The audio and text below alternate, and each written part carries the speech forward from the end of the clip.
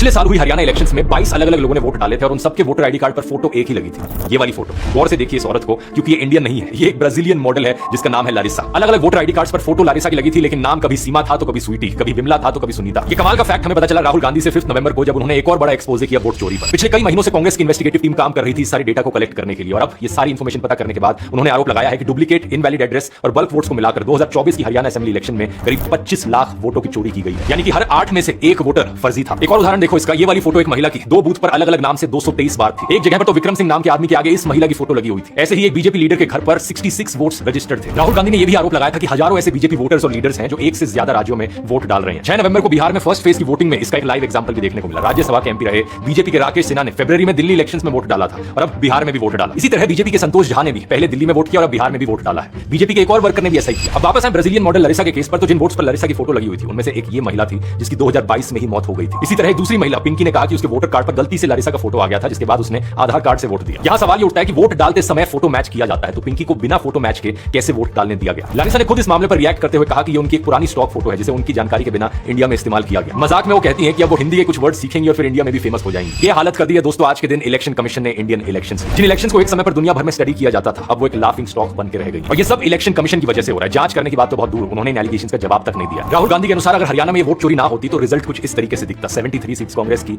और 17 seats BJP की। इत्तेफाक की बात यह है कि हरियाणा इलेक्शन से पहले कई सारे ओपिनियन और एग्जिट पोल्स भी कुछ ऐसा ही बता रहे थे। नमस्ते दोस्तों, अगर आप लोगों को ध्रुव राठी भाई की बात में थोड़ा सा भी इंटरेस्ट आया तो आप लोग भी फ़ोन उठाएं और एक ना एक वीडियो बनाकर जरूर पोस्ट करें।